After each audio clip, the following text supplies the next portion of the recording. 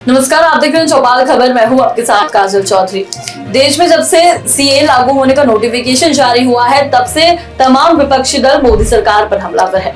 नागरिकता संशोधन कानून को लेकर कई तरह के सवाल उठ रहे हैं। कोई कुछ कह रहा है तो कोई कुछ। केंद्रीय गृह मंत्री अमित शाह ने गुरुवार को समाचार एजेंसी एएनआई को दिए इंटरव्यू में सीए से जुड़े सभी सवालों के जवाब दिए हैं।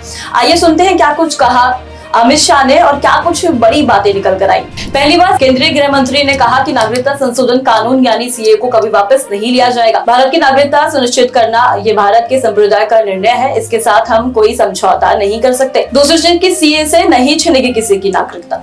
इस कानून में किसी की नागरिकता छीनने का कोई प्रावधान नहीं है। सीए सिर्फ 3 देशों यानी अफगानिस्तान, पाकिस्तान और बांग्लादेश से आए हिंदू, सिख, जैन, बौद्ध, ईसाई और पारसी शरणार्थियों को नागरिकता देने का एक कानून है।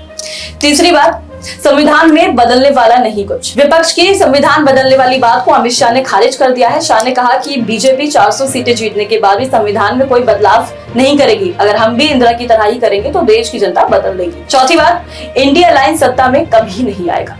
शाह ने कहा कि विपक्ष को भी पता है कि इंडिया अलायंस सत्ता में कभी आने वाला नहीं। इस कानून को प्रधानमंत्री नरेंद्र मोदी के नेतृत्व में भाजपा सरकार लाई है। इसे रद्द करना असंभव है।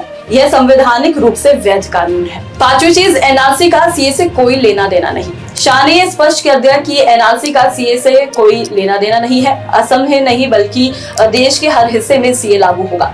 सिर्फ नॉर्थ ईस्ट के राज्य जहां 2 प्रकार के विशेष अधिकार दिए हैं, उन्हीं में सीएए लागू नहीं किया जाएगा। छठा पॉइंट, सीए पर सुप्रीम कोर्ट से स्टे नहीं। अमित शाह ने कहा कि सुप्रीम कोर्ट ने इस कानून पर कोई स्टे नहीं दिया है। नागरिकता संशोधन कानून को लेकर विपक्षी दल तुष्टीकरण की राजनीति कर रहा है। विपक्ष के पास और कोई काम नहीं है। आखिरी और 7वां पॉइंट, झूठ की राजनीति कर रहा है विपक्ष। अमित शाह ने यह साफ कहा है कि विपक्ष झूठ की राजनीति कर रहा है। उनके पास और कोई काम नहीं है। उनका इतिहास है कि जो कहते हैं वो कभी नहीं करते। लेकिन पीएम मोदी का इतिहास ये है, बीजेपी ने जो कहा है वो एक पत्थर की लकीर है। लेकिन नागरिकता संशोधन कानून लागू होने के बाद केंद्रीय गृह मंत्री अमित शाह और दिल्ली के मुख्यमंत्री अरविंद केजरीवाल के बीच वार पलटवार जारी है। सीएम केजरीवाल ने गुरुवार को अमित शाह के हमले का जवाब दिया है। उन्होंने कहा कि सरकार अपने बच्चों को रोजगार देने में तो असमर्थ है। आप पाकिस्तान और बांग्लादेश से आए बच्चों को नौकरी कहां से देंगे। साथ ही अरविंद केजरीवाल ने कहा कि अपने देश में गरीबी है, उन्हें कहां लेकर आप बसाएंगे। आप आजादी के बाद माइग्रेशन हुआ था, अब सीए की वजह से जो माइग्रेशन होगा वो बड़ा होगा।